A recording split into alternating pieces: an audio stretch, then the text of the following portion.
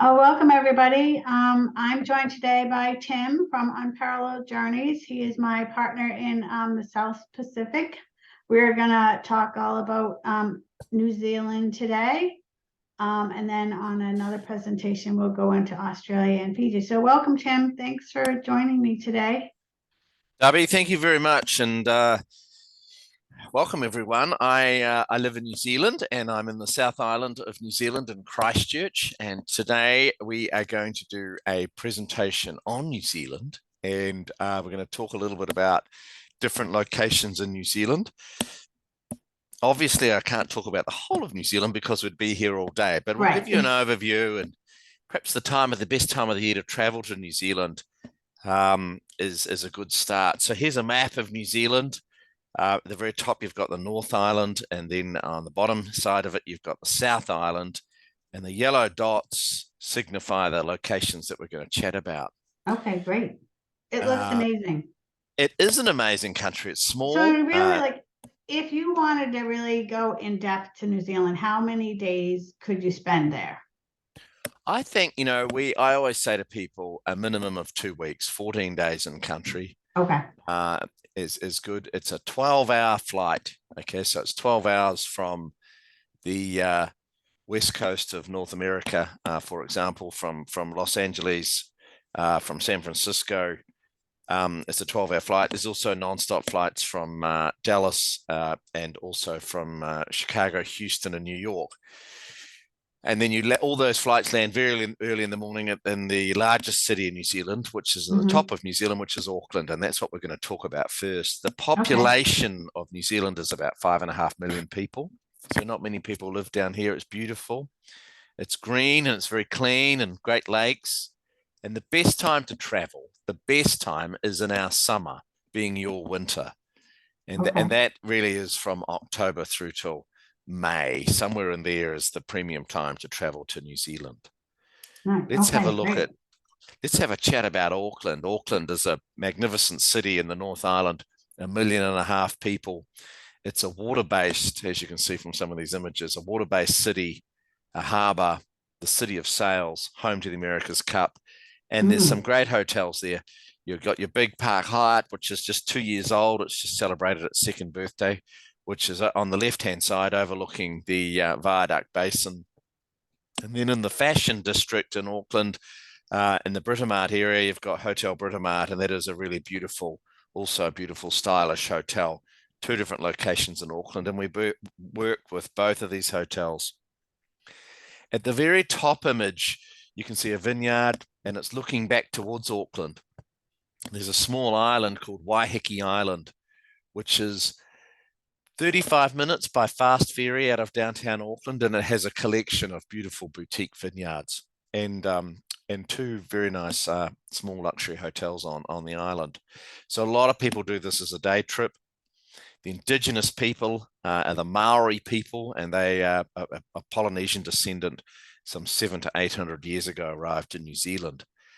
And so for guests that have an interest in culture and history, we can certainly include that in their itinerary, their program around New Zealand. Fantastic shopping, and of course, sailing on the Waitemata Harbour. Oh, nice. Yeah, it is great, on an ex-America's Cup vessel. So this yellow dot here is in the center of the North Island, and sort of the lake there. That lake is Lake Taupo. And that is the size of Singapore. So it's a massive lake that's fed through snow melt in our summer. And then it flows down the Waikato River.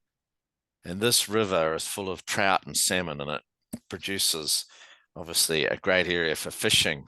Oh, one of the most amazing and gorgeous properties in the South Pacific is Hooker Lodge. It's the oldest in the Southern Hemisphere. It's 75 years old. It's the grand dame of lodges, really, in the South Pacific. So it's on the banks of the Waikato River in the heart of the Taupo region. And we send a number of guests here every year because they love fly fishing and they want to also experience some indigenous Māori culture. So top left-hand side, you've got someone trying fly fishing for the very first time.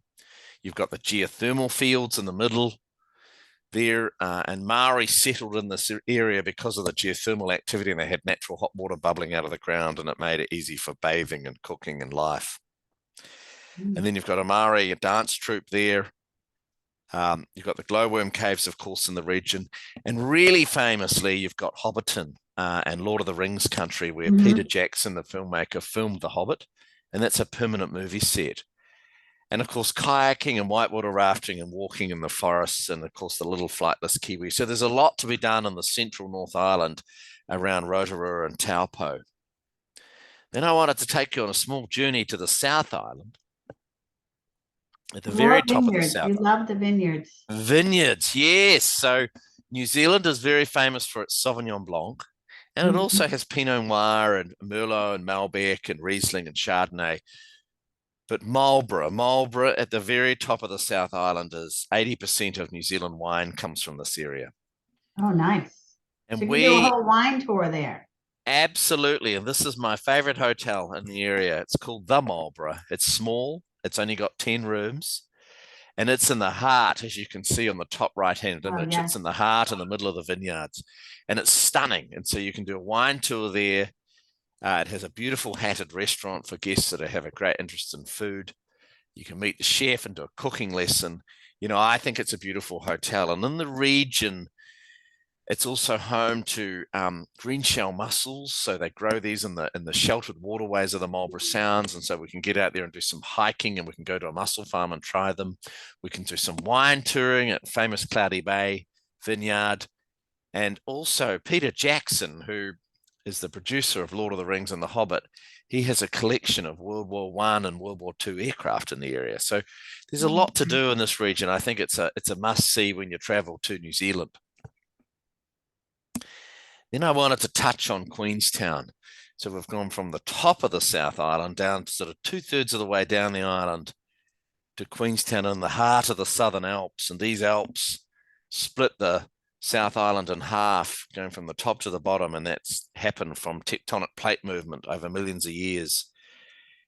And Queenstown is about 1,000 feet above sea level, and it's surrounded by this massive lake called Lake Wakatipu.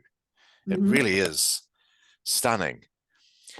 And Queenstown is the entry and exit point to Milford Sound, and it's the adventure capital of the South Pacific. And there's lots of great hotels there, from small boutique like iCarts right downtown, right in the center of Queenstown overlooking the lake. It's a gorgeous hotel. Or Matakauri, also on the lake, but about 10 to 12 minutes out of downtown. It's a Relais Chateau property. It's a very, very top end, small and boutique and fabulous luxury. And then about 50 minutes out of Queenstown, at the bottom edge of the lake, is Blanket Bay, and it's owned by a wonderful American family that introduced Levi jeans into New Zealand in the 1970s, and they fell in love with it. Yeah, well, they fell in love with the country, and they built this beautiful luxury lodge called Blanket Bay, and it is absolutely stunning. But you know, why are you in Queenstown? Well, as I said, it's the entry and exit point to Milford Sound. Helicoptering across the glaciers and fjords, jet boats, you know, on the Shotover jet, Milford Sound, zip trekking, rafting, kayaking, and also great shopping in the area. And look, there's a lot to do in New Zealand, and whether it's hiking or vineyards or the great outdoors, meeting chefs, staying on a farm, and understanding and being educated in farm life in New Zealand. Farming is really important. It's the backbone to New Zealand, and dairy farming is very important. So we have great milk and ice creams and cheeses and everything throughout the country. But I do, you know, a lot of people say, you know, can I do it? Can I see New Zealand in a week? I've got a week's holiday. And unfortunately, I say to people, no, you really need 10 to 12 days. You know, you need 2 weeks, a day to fly here and a day to fly home, and then 12 days in country would give people a good taste of both the South Island and the North Island during their stay. Look, I hope it's short and brief, but I hope it gives somebody, you know, your guests a good overview of the country and what can be seen. And just thinking about that time of the year to travel here during October through to May is really the best time to see the country. So besides like a lot of the adventure things, is there guides into like the indigenous regions or the culture and the history and things like that? so we have some very good guides that whether you want to do it on a private basis, on one-on-one, or a small group. And when we're talking about small group, you may be with 6 or 8 other people, and we would go and talk to Māori, and the Māori are the indigenous people to New Zealand, and we can spend time with them looking at carving and weaving and their lifestyle. And for those that want a bit more education on New Zealand, you can certainly head into Wellington, the capital, and go into Parliament and see how our parliamentary system works, or to large museums and look at culture and history. And when the British came here, New Zealand was settled or colonized 250 years ago. So we're a relatively new country by the British.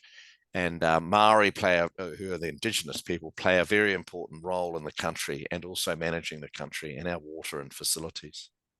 Nice. Well, it looks amazing. I know I have a lot of clients who want to get there, and kind of pairing it with other destinations that are close there, because you're coming so far. I'm on the East Coast, so even to Honolulu, it's 11-hour nonstop flight. It's a long ways, Yeah. And, Yeah. It is a big flight.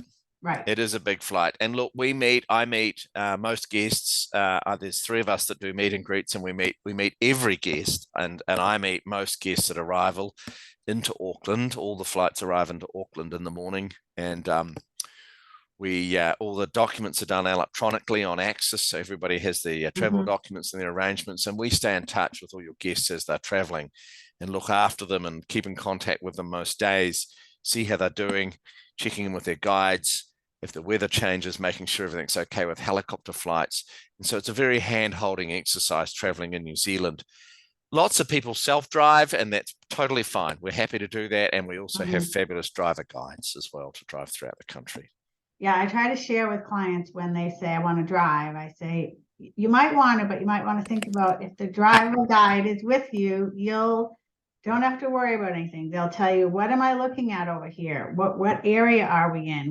That you're going to have to look up a guidebook on your own in order to know that. When you're with the driver guide, they share the history, the location, the scenery. It's just, I think it's more an immersive experience when you do that. Yes, it is. And especially if you want to stop and have a glass or 2 or a bottle of wine over lunch, zero tolerance for drinking and driving in New Zealand. So you really are best to have a driver guide, and you'll learn so much more. It's so much more immersive about the locations and where to go for a short walk and the best views and everything like that. Yes, definitely.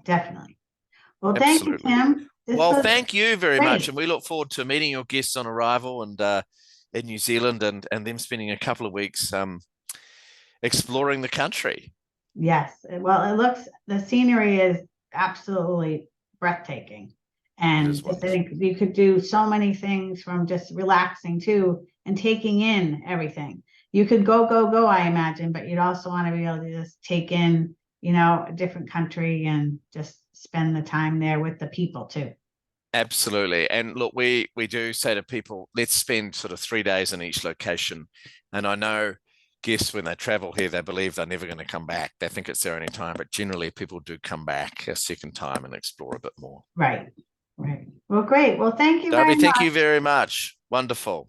And I look forward to sharing this with all my clients. And absolutely. See you soon. Bye.